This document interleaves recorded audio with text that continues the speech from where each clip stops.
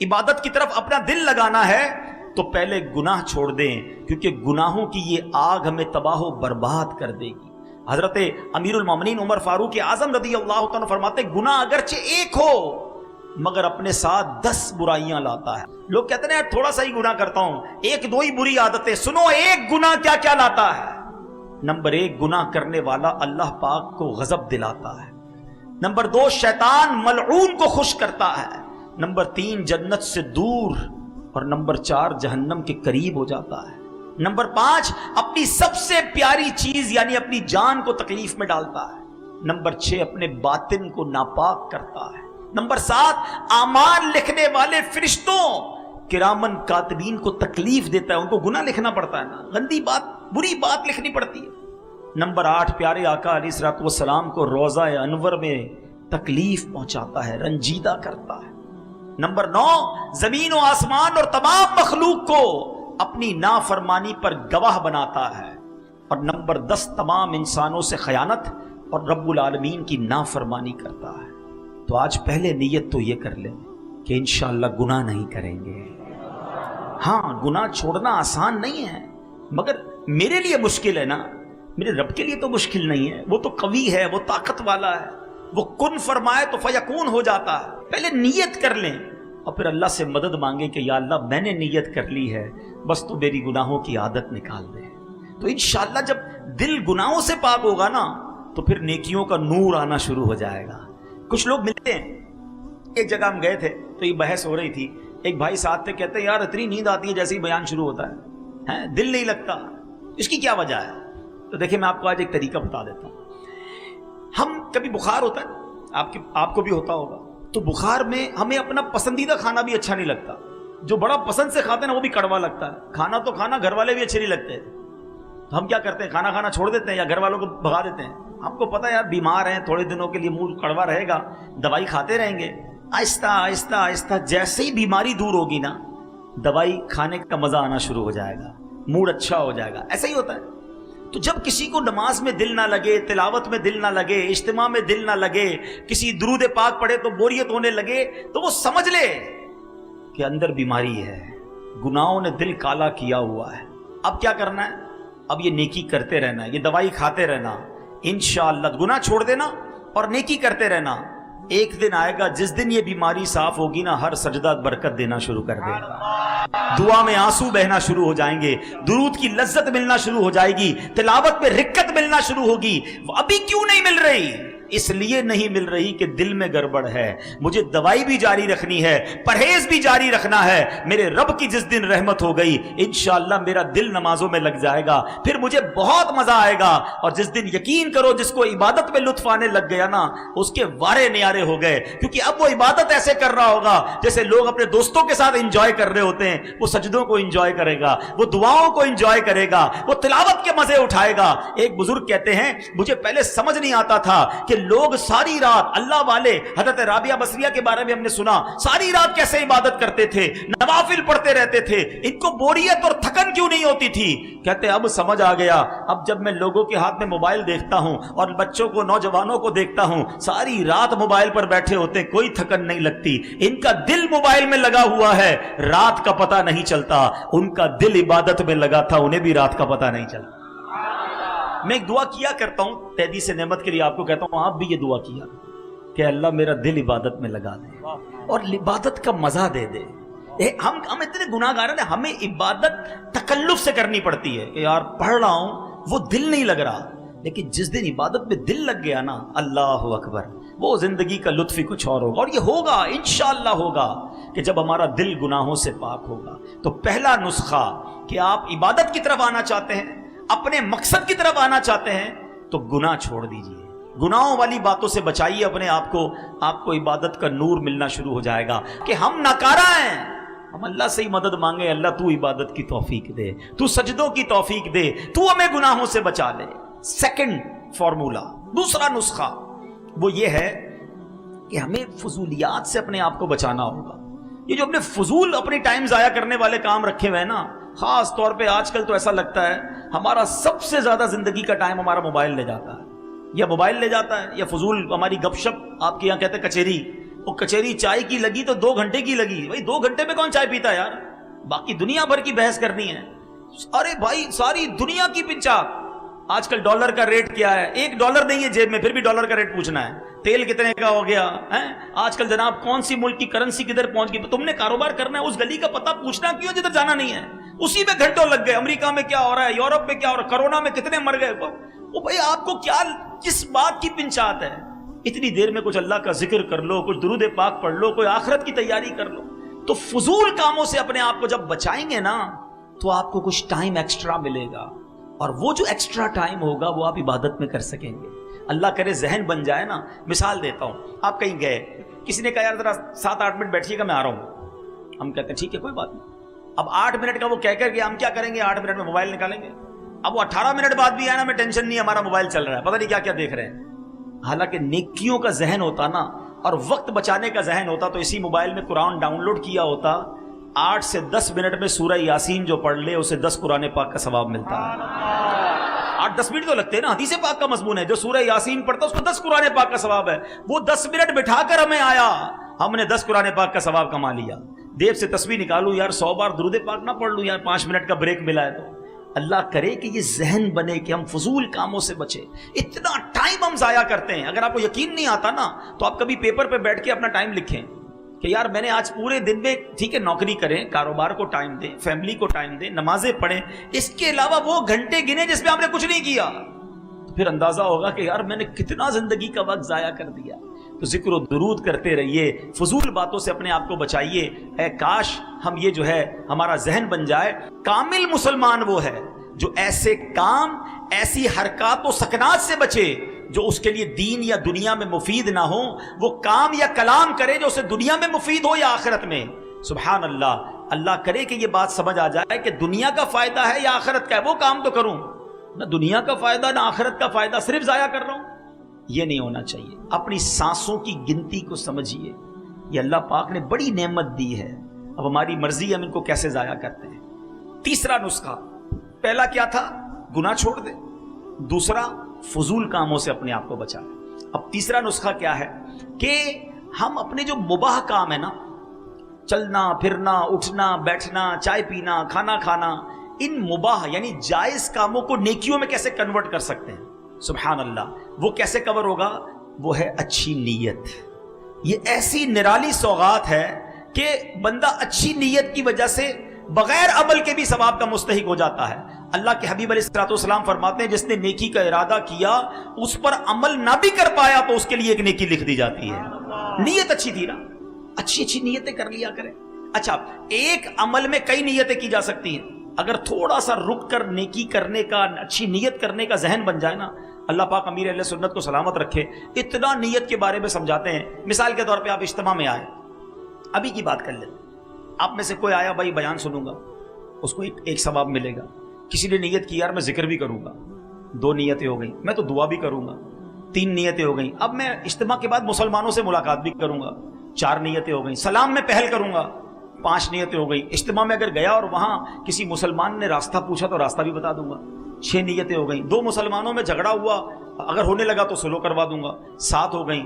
کسی نے کوئی مسئلہ پوچھا آتا ہوا بتا دوں گا، 8 نیتیں ہو گئیں. ہو سکتا ہے اجتماع میں جنازہ آ جائے، اگر جنازہ آیا تو جنازہ بھی پڑھ لوں گا، 9 نیتیں ہو گئیں. اگر آپ کا نیت کا ذہن ہے تو آپ گھر سے چلے اجتماع کے لیے ہیں، مگر ہر قدم پر، ہر لمحے 10-10 12-12 کام کی نیتیں کی، 10-12 کاموں کا ثواب ملنا شروع ہو گیا. اور یہ میں نہیں کہہ رہا، سیدی اعلیٰ حضرت امام اہل سنت لکھتے ہیں جس کا مفہوم یہ ہے کہ بندہ جو گھر سے نماز کے لیے چلتا ہے، وہ جب گھر کے سے نماز کے لیے چلتا ہے نا تو ہر قدم پر ایک نیکی ملتی ہے، ہر دوسرے قدم پر ایک گناہ معاف ہوتا ہے. اعلیٰ حضرت نے نماز پڑھنے کے لیے جانے کے لیے 40 نیتیں لکھی ہیں. جو ان 40 نیتوں پر عمل کر لے، نیت کر لے، اب گھر سے چلے گا ہر قدم پر 40 نیکیاں ملیں گی. تو ہم اچھی نیتیں کرنے کی عادت ڈالیں تو یہ بڑا آسان سا کام ہے، لیکن ہمارے نامہ یا مال میں ملٹیپلیکیشن ہونا شروع ہو جائے گا. اگلا نسخہ یہ ہے کہ ہم کہتے ہیں 1 تیر سے 2 شکار، اس کی عادت ڈال لیں.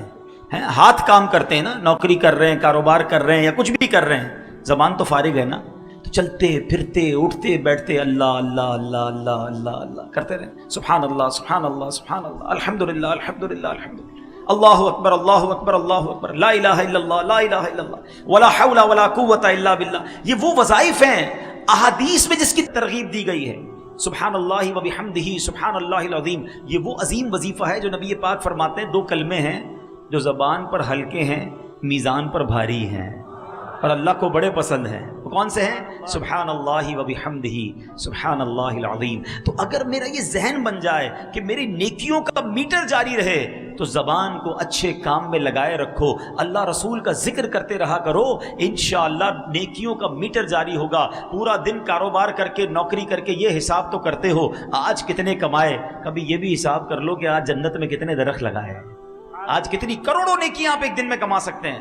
اگر آپ کا یہ ذہن بن جائے کہ میں نے اپنی زبان کا پرفیکٹ یوز کرنا ہے. ایک بزرگ کے بارے میں آتا ہے 40 سال تک آپ نے روٹی نہیں کھائی، ستو پیتے تھے. تو کسی نے کہا حضرت آپ روٹی کیوں نہیں کھاتے؟ کہ روٹی کو چبانے اور ستو کو پینے میں نے فرق دیکھا کہ میں 90 تسبیحات زیادہ کر سکتا ہوں. تو میں نے سوچا روٹی چبانے میں ٹائم کیوں ضائع کروں، ستو پی کر بھی پیٹ بھر جاتا ہے، 90 تسبیح اور پڑھ لیتا ہوں. مگر ادھر پورا دن گزر جاتا ہے، درود کی ایک تسبیح نہیں ہوتی ہے، کلمہ پاک کی ایک تسبیح نہیں پڑھتے ہیں. حدیث میں آیا افضل الذکر لا الہ الا اللہ، بہترین افضل ذکر ہے. کتنی بار پڑھا؟ نہ کریں ایسا. یہ سانسوں کی خدارہ اہمیت محسوس کریں. قیامت کے دن ایسا نہ ہو کہ پچھتاوا ہو کہ کاش فضول وقت نہ گزارتا، اللہ رسول کا ذکر کر لیتا.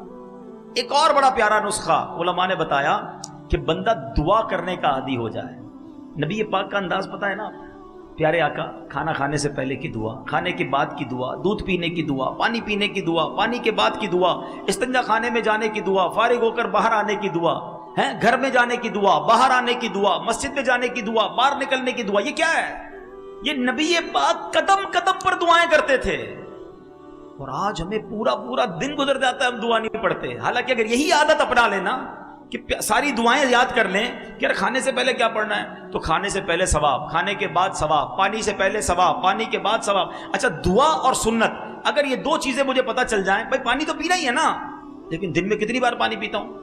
اگر سنت کے مطابق پیوں ہر بار پانی پینے کا ثواب ہے. چپل تو پہننا ہی ہے، سنت کے مطابق پہنوں چپل پہننے کا ثواب. لباس تو پہننا ہی ہے، سنت کے مطابق پہنوں لباس پہننے کا ثواب. اگر یہ ذہن بن جائے یار میں پورے دن میں کیسے عبادت بڑھا سکتا ہوں اور بغیر کسی بڑی ایفرٹ کے، کیا محنت کرنی ہے، سیدھے پیر سے چپل پہنے یا الٹے پیر سے پہنے اتنا ہی ٹائم لگنا ہے. مگر ہر سنت پر اگر سنت کی نیت سے عمل کر لوں اور اس سے پہلے دعا بھی پڑھ لوں. الدعاء مخ العبادہ، حدیث پاک میں ہے دعا عبادت کا مغز ہے. اچھا ڈبل فائدہ ہوگا، دعا کا ثواب الگ ملے گا، کام میں برکت اور آ جائے گی. جس کام کو شروع کرنے سے پہلے بسم اللہ پڑھی، دعا کر لی، کام بھی اچھا ہو جائے گا، کھانے میں بھی برکت رہے گی، پیٹ بھی خراب نہیں ہوگا اور جناب عبادت بھی جاری رہے گی. اصل چیز مائنڈ ہے.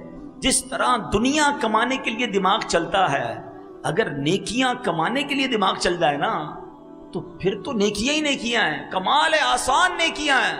ایک بڑی پیاری کتاب بھی ہے مکتبۃ المدینہ کی، آسان نیکیاں. اس کو پڑھے تو حیران ہو جاتا ہے بندہ کہ یار اتنے چھوٹے عمل سے اتنا بڑا ثواب. میں اگر ایسی کوئی کتاب بتا دوں آسان پیسے کمانے کا نسخہ، شاید وہ کتاب ہی ختم ہو جائے گی مکتبے پہ. اوہو بتاؤ بھائی ایک دن میں لاکھ روپے کیسے کماتے ہیں، محنت بھی نہ کرنی پڑے. میں آپ کو بتاتا ہوں ایک دن میں کروڑوں نیکیاں کما سکتے ہیں بھائی. صرف اپنا ذہن بنائیں اور اپنا یہ ذہن بنا لیں کہ مجھے عبادت کے لیے بھیجا گیا. تو دعائیں یاد کر لیں. ماشاءاللہ مدنی قافلوں میں دعائیں یاد کرائی جاتی ہیں، دعوت اسلامی کے حلقوں میں دعائیں یاد کرائی جاتی ہیں، اور یہ دعائیں انشاءاللہ زندگی میں ساتھ رہیں تو بیڑا پار ہو جائے گا نا. سنت پر عمل کرنے کی ذہن بنا لیں اور سنت پر عمل کر کے نیکیاں تو ملی. اور پتہ کیا ملے گا؟ سنو اللہ کے حبیب علیہ الصلوۃ والسلام کیا فرماتے ہیں؟ نبی پاک علیہ الصلوۃ والسلام فرماتے ہیں کہ جس نے میری سنت سے محبت کی اس نے مجھ سے محبت کی، اور جس نے مجھ سے محبت کی وہ میرے ساتھ جنت میں جائے گا. اب بتاؤ نا، اللہ کے حبیب کے ساتھ جنت میں چلے گئے تو بیڑا پار ہو گیا نا. تو بہرحال میرے پیچھے اسلامی بھائیوں، آج میں جو مختصر وقت میں جو بیان میں بات سمجھانا چاہتا تھا، اللہ کرے کہ یہ ذہن بن جائے کہ ہم نے اپنی زندگی کو ضائع نہیں کرنا ہے. اب تو مبارک مہینہ رمضان کا آ رہا ہے، اس مہینے میں بھی عبادت بڑھا دیں، اگلے مہینے میں بھی اپنے ذہن کو یہ بنائیں کہ مجھے عبادت کے لیے بھیجا گیا ہے. اور آپ عبادت کرو گے نا اللہ کو راضی کرو گے. لوگ کہتے ہیں یار ہم دین کی طرف زیادہ آ جائیں گے تو دنیا کا کیا ہوگا. میرے پیچھے اسلامی بھائی مجھے ایک بات بتائیں، آپ اللہ کی عبادت نہیں کر رہے، یا کوئی شخص ایسا ہے جو اللہ کی نافرمانی کر رہا ہے، اللہ اسے روزی دے رہا ہے، اس کا روزگار چل رہا ہے، وہ اللہ کی فرما برداری کی طرف آ جائے گا تو کیا اللہ تعالیٰ روزگار روک لے گا؟ خود سوچے نا، وہ رحمان الدنیا والآخرہ ہے، وہ خالق دنیا بھی ہے، آخرت کا بھی مالک ہے۔ ارے جب ہم اسے راضی کر لیں گے، اس نے دنیا بھی اچھی کر دینی ہے، اس نے آخرت بھی اچھی کر دینی ہے۔ تو بس اپنی زندگی کا یہ مقصد بنائیں، اور الحمدللہ آج کے اس پرفتن دور میں دعوت اسلامی کا مدنی ماحول ہے جو ہمیں پکڑ پکڑ کر ہماری آخرت کی یاد دلاتا ہے، ہمیں ہماری زندگی کا مقصد بتاتا ہے کہ کس لیے پیدا کیے گئے ہیں۔ تو آئیے اس مدنی ماحول میں آ کر آپ خوب نیکیاں کما سکتے ہیں۔ آپ کو ماشاءاللہ اگر زیادہ نیکیاں کمانی ہے نا تو آپ دعوت اسلامی میں آ جائیں، اجتماع میں دیکھیں کتنی چیزیں سیکھنے کو ملتی ہیں۔ پھر ذکر کی، اب اتنے سارے لوگ ذکر کریں گے، ہر ذکر پر ثواب ملے گا، دعا کریں گے، آمین کہتے جائیں گے، برکتیں بھی ملتی جائیں گی، دعا کا ثواب بھی ملنا شروع ہو جائے گا۔ پھر صلاۃ و سلام ہوگا تو صلاۃ و سلام کا ثواب ملے گا۔ اس کے بعد یہ سیکھنے سکھانے کے حلقے، اس میں الگ ثواب ملے گا۔ خوش نصیب یہاں آرام کریں گے، ساری رات اعتکاف کا ثواب ملے گا۔ تہجد پڑھیں گے، تہجد کا ثواب ملے گا۔ پھر فجر کی جماعت ہوگی، پھر فجر، یعنی آپ سوچیں کہ ایک رات میں کتنا بڑا پیکج ہمیں ہر جمعرات اجتماع میں مل جاتا ہے۔ پھر کتنے خوش نصیب ہیں جو مدنی قافلوں میں سفر کرتے ہیں، 3 دن میں کتنی ساری نیکیاں کما کے آئیں گے، 1 ماہ میں کتنی نیکیاں کما کر آئیں گے۔ تو اللہ کرے کہ نیکیاں کمانے کا، نیکیوں حاصل کرنے کا ذہن ہمارا بن جائے، تو پھر انشاءاللہ یہاں بھی خیر ہے، وہاں بھی خیر ہے۔ ایک بات آخر میں کہہ دیتا ہوں، اگر دنیا میں غریب ہونا تو کم از کم آخرت میں تو غریب نہ رہو یار، وہاں تو امیر ہو جاؤ، وہاں تو باغات لگا لو، وہاں تو جنت میں محل لگا لو۔ اس سے بڑا بدنصیب کون ہوگا جو ادھر بھی بیچارہ تکلیف میں رہ رہا ہے اور ادھر کے لیے بھی کچھ نہیں بھیجا۔ اور اگر دنیا میں امیر ہو، مالدار ہو، سکھ میں رہ رہے ہو، تو پھر تو وہاں سکھ کی زیادہ ضرورت ہے نا۔ ادھر نرم بستر ہو اور ادھر مار پڑنی ہو، ادھر نرم اور بڑے شاندار بیڈ روم ہو اور قبر میں کیڑے ہوں، تو کیا فائدہ ان بیڈ رومز اور ان گھروں کا؟ مزہ یہ ہے کہ تمہیں اللہ نے ادھر بھی گھر اچھے دیے ہیں، اب ادھر بھی گھر اچھے تیار کر لو۔ یہ ذہن جس دن بن گیا نا کہ میں نے ادھر بھی چین سے رہنا ہے، ادھر بھی محل تیار کرنا ہے، ادھر بھی اپنے باغات بنا لینے ہیں، ادھر بھی خوب صدقہ خیرات کر کے اپنا بینک بیلنس جمع کر لینا ہے، تو پھر خیر ہے، پھر زندگی بہت اچھی ہے۔ آخری ایک واقعہ سناتا ہوں اور پھر ہم انشاءاللہ بیان کو کنکلوڈ کرتے ہیں۔ یہ میسج سمجھ لیں آج کا۔ ایک ملک میں ایک بادشاہ نے بڑا عجیب کمپٹیشن کروایا۔ اب بادشاہ ہوتا ہے، اس کی مرضی۔ اس نے کہا ذرا چیک کرو میرے ملک میں سب سے بڑا بے وقوف کون ہے، Who is the biggest fool in our country؟ بادشاہ کا فرمان تھا، وزیروں نے مقابلے کرانا شروع کر دیے، عجیب و غریب مقابلے ہوئے۔ بہرحال مقابلے میں ایک بندہ جو ہے نا وہ سلیکٹ ہو گیا کہ یہ پورے ملک میں سب سے بڑا بے وقوف ہے۔ ٹھیک ہے، بادشاہ کے سامنے لائے کہ بادشاہ سلامت، ہم نے چیک کر لیا ہے، اس بندے سے بڑا بے وقوف کوئی نہیں۔ اچھا چیک کر لیا؟ کہاں چیک کر لیا؟ بادشاہ نے اپنے گلے سے سونے چاندی کی مالا اتاری، اس بے وقوف کے گلے میں پہنا دی۔ بے وقوف خوشی خوشی گھر چلا گیا، جیت گیا، ونر۔ تھوڑے دن بعد اس بے وقوف کو پتا چلا کہ بادشاہ سلامت بہت بیمار ہو گئے، شدید بیمار تھا۔ تو بے وقوف پہنچ گیا بادشاہ کے پاس، کہ بادشاہ سلامت سنا آپ بڑے بیمار ہو گئے ہیں۔ کہتا ہاں یار بہت بیمار ہو گیا، اب تو یہ جہان چھوڑ کے جا رہا ہوں۔ کہتا اچھا کہیں اور جا رہے ہیں؟ تھا تو بے وقوف، اس کو نہیں پتا مرنا کیا ہوتا ہے، قبر کیا ہوتی ہے، کہیں اور جا رہے ہیں؟ ہاں میں دوسری دنیا میں جا رہا ہوں۔ اچھا بادشاہ سلامت یہ بتائیے آپ کہیں اور جا رہے ہیں، ادھر تو اتنا بڑا محل، زبردست کمرے، جدھر جا رہے ہیں ادھر محل بنا لیا؟ بادشاہ کہتا ہے ادھر تو جھونپڑی بھی نہیں بنائی ہے۔ کہا اچھا بادشاہ سلامت میں دیکھتا ہوں آپ کے پاس اتنے سونے جواہرات، مجھے خود آپ نے اتنی بڑی قیمتی مالا دی تھی، جدھر جا رہے ہیں ادھر پیسے بھجوا دیے؟ بادشاہ سلامت کہتا ہے میں نے تو ادھر ایک روپیہ بھی نہیں بھجوایا، پھوٹی کوڑی بھی نہیں ادھر۔ اچھا بادشاہ سلامت میں دیکھ رہا ہوں آپ کے آگے پیچھے غلام، کنیز، خادمائیں، سرونٹ، اسٹاف، جدھر جا رہے ہیں ادھر خادم وغیرہ بھجوائے کہ نہیں؟ بادشاہ کہتا ہے ادھر تو کوئی نہیں ہے میری خدمت کرنے والا۔ اس بے وقوف نے پتہ کیا کیا، اپنی مالا اتاری اور بادشاہ کے گلے میں ڈال دی۔ کہا حضور پھر تو مجھ سے بڑے بے وقوف آپ ہوئے نا، آپ کو پتہ ہے ادھر جانا ہے، نہ گھر بنایا، نہ پیسے بھجوائے، نہ کسی غلام خادم کو بھجوایا، تو مجھ سے بڑے بے وقوف تو آپ ہوئے۔ وہ بے وقوف تو بات کر گیا، یہ فرضی خاکہ ضرور ہوگا، ہمارے لیے کتنا بڑا میسج ہے۔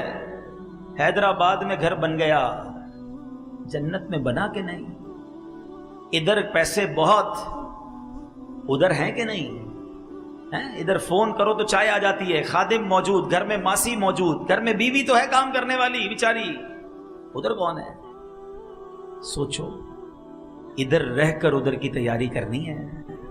ایکسٹرا ٹائم نہیں ملے گا کہ جناب مرنے کا ٹائم آ گیا اب ذرا آخرت کی تیاری کر لیں. نہیں، آگاہ اپنی موت سے کوئی بشر نہیں، سامان 100 برس پل کی خبر. پلیز سمجھو بات، ادھر تیاری کر لو کہ ادھر بھی چین سے رہو. لوگ کہتے ہیں یار فلاں برتھ ڈے آج میری، 20ویں برتھ ڈے، 30ویں، 40ویں، انجوائے کرتے ہیں، پارٹی کرتے ہیں. حقیقت پتہ ہے کیا ہے کہ جب برتھ ڈے آتی ہے نا، اس کا مطلب یہ ہے کہ ہماری زندگی کا 1 سال کم ہو گیا. ہر گزرنے والا دن ہم اپنی موت کے قریب ہو رہے ہیں نا. عقل مندی کیا ہے کہ جب ہم اپنی موت کے قریب ہوتے جا رہے ہیں، امتحان کا دن قریب آ رہا ہے، تو ہماری تو نیکیاں بڑھنی چاہیے نا. اللہ کی بارگاہ میں پیش ہونا ہے تو ہم ہر گزرنے والے دن کے ساتھ ہمارے نیکیوں میں اضافہ ہونا چاہیے.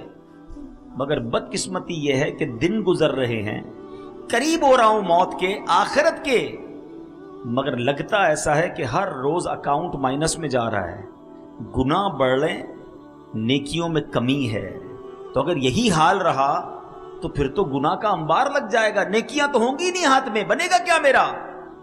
تو آج کے بیان میں ہم نے یہ سمجھنا ہے کہ ہمارے اسلاف بزرگان دین شب و روز کیسے گزارتے تھے، اور ان کے ذہن میں کیسا یہ بات ذہن میں بیٹھی ہوئی تھی کہ آخرت کی تیاری کو فوکس کرنا ہے. حضرت رابعہ بصریہ رضی اللہ تعالیٰ عنہ، بہت بڑا نام ہے، یہ ایسی خاتون ہیں جو ولیہ ہیں، 2 صدی ہجری کی مشہور ولیہ.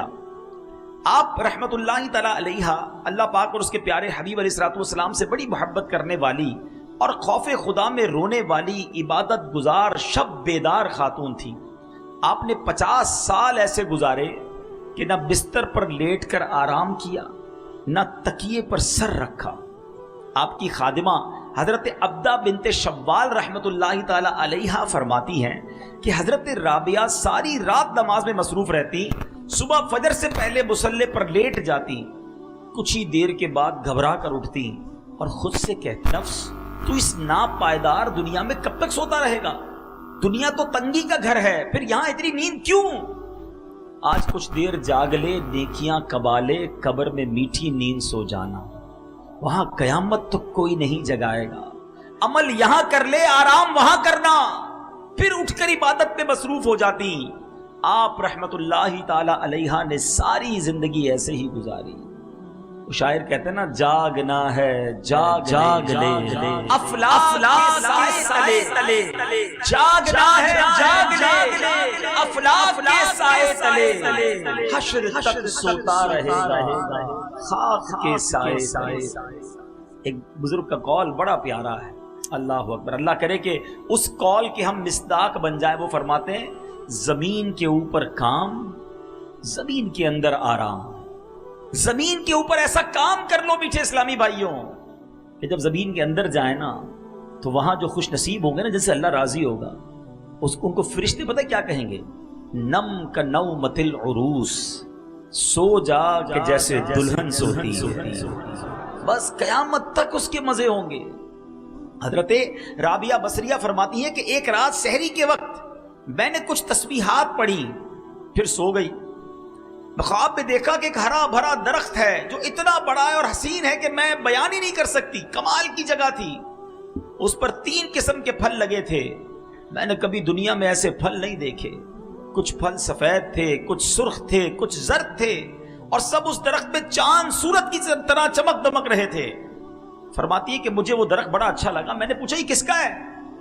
تو کہنے والے نے کہا یہ آپ کا ہے، اور جو ابھی آپ نے تسبیحات پڑھی ہیں اس کا بدلہ ہے. یہ اللہ کا ذکر کر رہی تھی نا، یہ اس ذکر کا بدلہ ہے. تو فرماتی ہے میں درخت کے ارد گرد گھومنے لگی کہ میرا درخت ہے، تو دیکھا کچھ پھل زمین پر گرے ہوئے تھے. تو آپ نے کہا کہ کاش یہ پھل بھی درخت پر موجود ہوتے تو کتنے اچھے لگتے. تو کہا کہ یہ وہیں لگے ہوئے تھے، مگر جب تسبیح پڑھتے ہوئے آپ سوچنے لگی نا اپنے آٹے کے بارے میں کہ آٹا صحیح گوندا تھا کہ نہیں گوندا تھا، خیال تھوڑی دیر کے لیے ڈسٹرب ہوا تھا، یہ اس وقت یہ والے پھل نیچے گر گئے تھے. اس سے سیکھنے کو کیا ملا میٹھے اسلامی بھائیوں؟ عبادت اللہ کی رضا کے لیے، اور صحیح خشوع و خضوع کے ساتھ کی جائے، اس کا مرتبہ، اس کا ثواب، اس کا اجر ہی اور ہے، اور عبادت کرتے ہوئے دھیان ہی کہیں اور ہے۔ ہمارا تو حال یہ ہے کہ نماز پڑھیں تو ساری فیکٹری کا حساب چل رہا ہوتا ہے، پورا دن کیسے گزارا، بلکہ نمازی میں یاد کر رہے ہوتے سلام پھیر کے فلاں فلاں کو فون بھی کرنا ہے، ہاں سلام پھیرتی فوراً فون اٹھاتا ہے بندہ، یاد آیا نماز میں یار پیسے لینے باقی تھے، فلاں نے ٹائم دیا تھا، سب نماز پڑھ رہے ہیں اللہ کی بارگاہ میں اور دھیان کہیں اور ہے۔ اصل میں پہلے نا ہمیں یہ سمجھنا ہوگا شیطان کیا چاہتا ہے۔ جب تک ہم اپنے دشمن کے وار نہیں سمجھیں گے نا، ہم انڈرسٹینڈ نہیں کر سکیں گے۔ شیطان پہلے یہ چاہتا ہے ہم عبادت نہ کریں، نہ نماز پڑھیں، نہ روزہ رکھیں، نہ مسجد میں جائیں، نہ صدقہ دیں، نہ خیرات دیں، ٹھیک ہے۔ وہ تو یہ چاہتا ہے کہ معاذ اللہ ہم بڑے بڑے گناہ کریں، بدکاری کریں، شراب پئیں، جوا کھیلیں، قتل کر دیں، بڑے بڑے گناہ کروانا چاہتا ہے۔ وجہ کیا ہے؟ شیطان اللہ کی بارگاہ سے مردود ہو چکا ہے، گارنٹیڈ جہنمی ہے۔ وہ چاہتا ہے میں اکیلا کیوں جاؤں، میں ان کو بھی ساتھ لے کے جاؤں، ان کا ایمان برباد کروں۔ اچھا جب وہ دیکھتا ہے نا کہ یار یہ بندہ تو دعوت اسلامی کے ماحول میں آ گیا ہے، مذہبی ہو گیا ہے، نمازی ہو گیا ہے، اب وہ دیکھتا ہے میں اس سے نماز نہیں چھڑوا سکتا۔ ہاں ایک کام ہو سکتا ہے کہ اس کی نماز میں خیالات ڈال دوں، اس کی نماز میں اس کو ڈسٹرب کرنا شروع کر دوں۔ یہ مسجد میں جا رہا ہے ہفتہ وار اجتماع میں، تو وہاں جا کر بھی اس کو کہوں یار موبائل نکال، چھوڑ، بیان کا کیا کرنا ہے، ابھی بھی لگے ہوئے ہوں گے کچھ لوگ موبائل پہ، اچھا خیالات کہیں اور ہوں گے، تھوڑی دیر بعد اٹھائے گا کہ چل یار مزہ نہیں آ رہا باہر چلتے ہیں۔ وہ نیکی سے رکواتا ہے، سمجھو بات کو۔ اول تو نیکی نہیں کرنے دیتا، ہم کر لیں اب اسے ڈسٹرب کرتا ہے، اب اس کو برباد کرنے کی کوشش کرتا ہے۔ صدقہ خیرات دینے کو جی نہیں چاہتا، زکوٰۃ دینے کو جی نہیں چاہتا، اب جس کا دل چاہا اس نے دے دی۔ اب شیطان کہتا ہے یار اس نے تو نیکی کر لی، اسے تو اللہ کی راہ میں خرچ کر لیا، اب اس کا صدقہ ڈسٹرب کیسے ہوگا، اب اس کی زکوٰۃ برباد کیسے ہوگی۔ اب شیطان دل میں خیال ڈالتا ہے ذرا لوگوں کو بتانا تو نے کتنے پیسے دیے، چندہ کتنا دیا، کتنی بڑی نیکی کی، اچھا جس کو دیا اس کو ذرا جتا، یاد ہے نا میں نے چندہ دیا تھا، بھول تو نہیں گیا تیری مدد کی تھی۔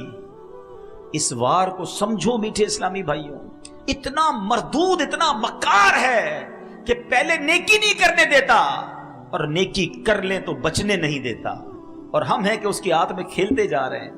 دیکھیں صدقے کیسے برباد ہوتے ہیں، میں نہیں کہتا، قرآن کہتا ہے یا ایھا الذین آمنوا لا تبطلوا صدقاتکم بالمن والاذی، اے ایمان والو اپنے صدقے باطل نہ کرو۔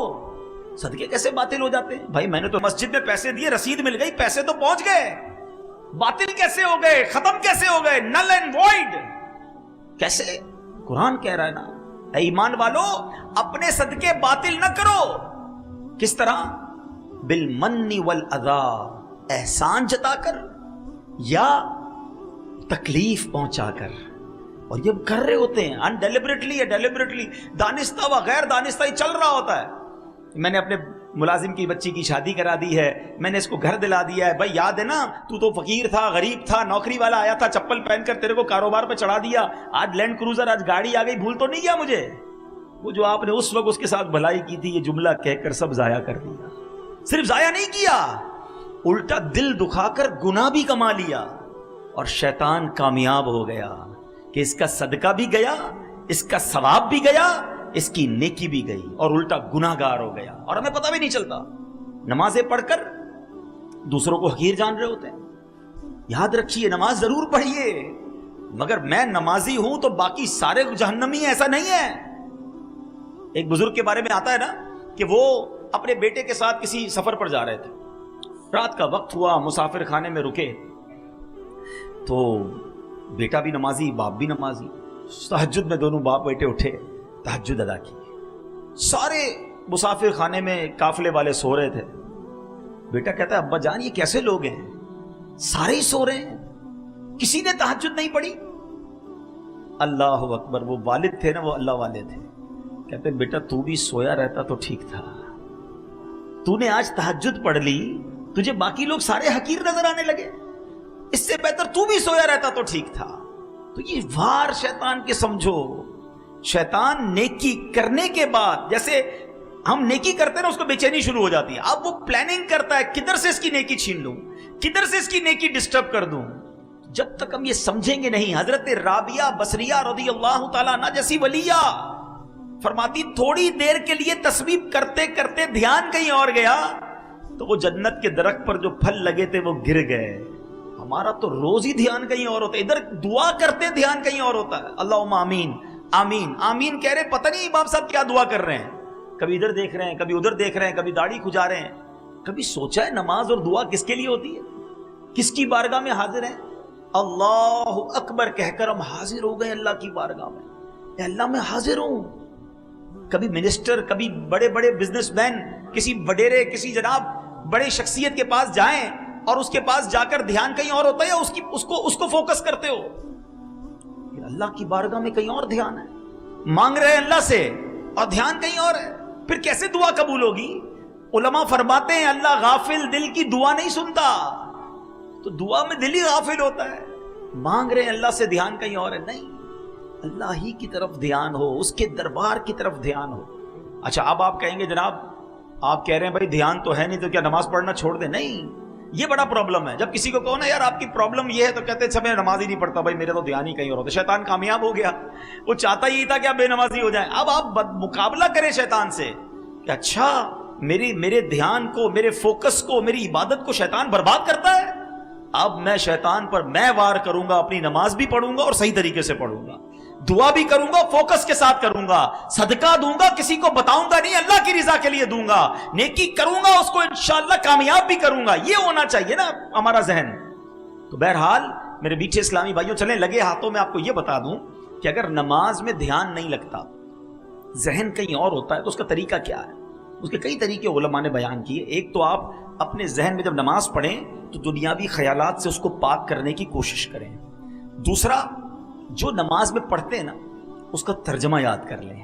آپ کو پتا تو ہوا پڑھ کیا رہے ہیں. امام صاحب کیا پڑھ رہے ہیں؟ الحمدللہ رب العالمین الرحمن الرحیم مالک یوم الدین. اس کا ترجمہ جب آپ کے ذہن میں ہوگا نا کہ میں اللہ کی شان بیان کر رہا ہوں، اللہ روز جزا کا مالک ہے، وہ رحمان بھی ہے، وہ رحیم بھی ہے، میں اس سے عرض کر رہا ہوں کہ اللہ مجھے سیدھے راستے پہ چلا، اہدنا الصراط المستقیم صراط الذین انعمت علیہم. اے اللہ ان لوگوں کے راستے پہ چلا جس پر تیرا انعام ہوا، ان لوگوں کے راستے سے بچا لے مالک جس پر تیرا غضب ہوا. اب جب آپ سورہ فاتحہ کے ساتھ ہیں، سورہ اخلاص کے ساتھ ہیں، سبحان ربی العظیم کہہ رہے ہیں، تو دل کہہ رہا ہے کہ اللہ تو عظیم ہے، میں تیری بارگاہ میں سر جھکایا ہوا ہوں. تو اب آپ کا جب نماز میں دل لگ رہا ہوگا، اب آپ کو پتا ہوگا آپ کیا پڑھ رہے ہیں، تو انشاءاللہ دل لگ جائے گا.